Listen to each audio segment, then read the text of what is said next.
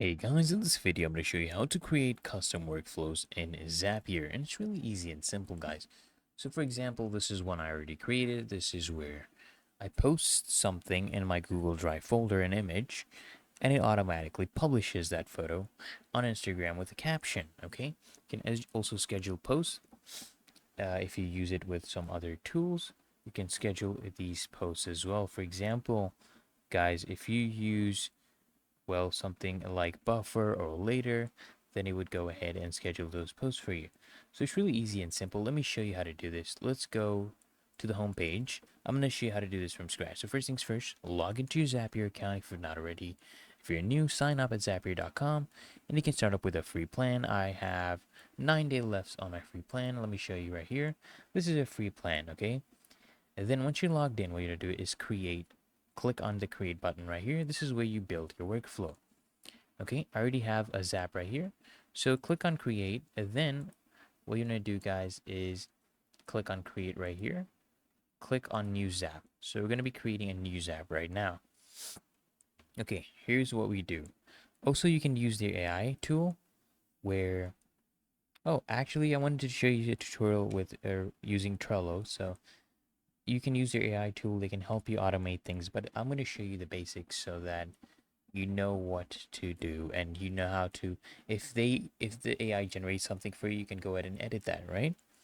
So let's first choose the trigger. I promise you it's really easy. It's really easy, really simple. So click there on the trigger. Now this is the app that starts the workflow. So let's say you want to automate task creation whenever you receive a new email. So what you do is you select Gmail as the trigger app. Okay, select Gmail as a trigger app. And then, of course, you have to connect your Gmail. So in the trigger event, what you need to do, you have to set up trigger conditions. For example, you can filter emails with specific subject lines or from specific senders. So after setting up the trigger, you want to choose your action app. I'm going to show you how to do that later. But first, we can set up a trigger. For example, when someone sends you a new email, okay, you connect your account, right? You connect your Gmail account. Let me connect that real quick. I'm going to go ahead and connect my Gmail account for you guys. So I'm going to connect right here and just allow your permissions. Use your Gmail account and allow the permission. So this will allow Zapier to manage drafts and send emails, read, compose, and send emails from my Gmail account. So you have to make sure you actually trust Zapier before you do this. So you can click on allow right there. Okay. Now what we're going to do is you're going to click on configure. So what are we looking for? We're going to select a value for our label or mailbox. So what are we looking for? Maybe we're looking for things in the inbox. Okay, so we can configure it according to that. And then we can go ahead and test that. So every time you get a new inbox, then a new email, they will check your inbox. And then an action item. For example, you can add an app like Trello. See if it's right here. If it's not, you can just search it up. They have integrations with up to 7,000 plus apps and tools. So I'm going to search for Trello. There we go. We have Trello right here. And then what you can do is once you connect your Trello account, right? Once you connect your Trello account, you will choose the board and list where you want the task to actually be added, right? You can customize the task details by pulling information from the email, like the subject line as the task title and the body as the descriptions, okay? So you can choose your an action event. So you would add you can decide to create a new card. When you get a new email, you create a new card based on that email. You can do something like that as well. So of course, you have to connect your Trello account and then you will be running a test, right? You can also customize this, guys, with many different other tools. I've shown you, let me show you the other one I had created let me show you in depth the one I created where I post something on a drive and it posts something on Instagram right here, Google Drive and Instagram. It's really easy and simple, guys. So you can test your Zap to ensure everything is working correctly. For example, right now, let me show you this one.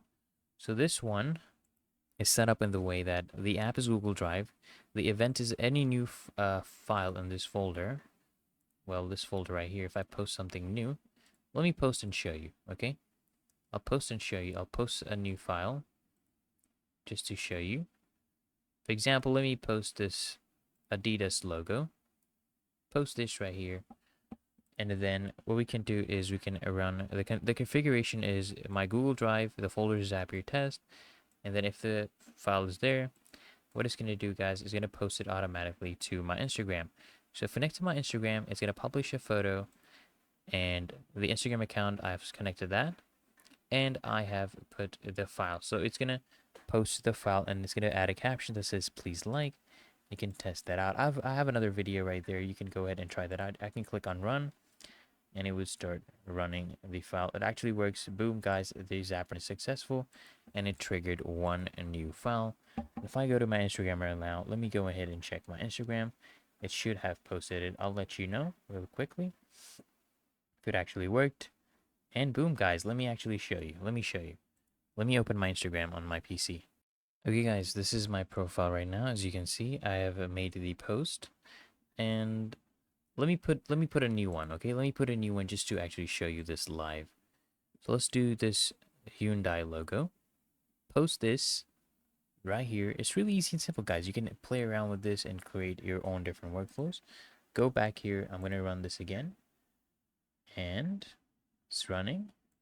If I come back here, I refresh, I should have a new post that says, please like. There we go, guys. You see, I did this live. It actually works. Boom. So it's really that easy and simple. The caption is right here. It says, please like, and that is the photo. So I hope this video helped you out, guys. And if it did, guys, consider smashing that like button. And you can automate virtually any repetitive tasks across hundreds of apps. So I hope if this video helped you out, make sure you smash that subscribe button. And guys, subscribe, guys, Smart Solutions, and I'll see you in the next one.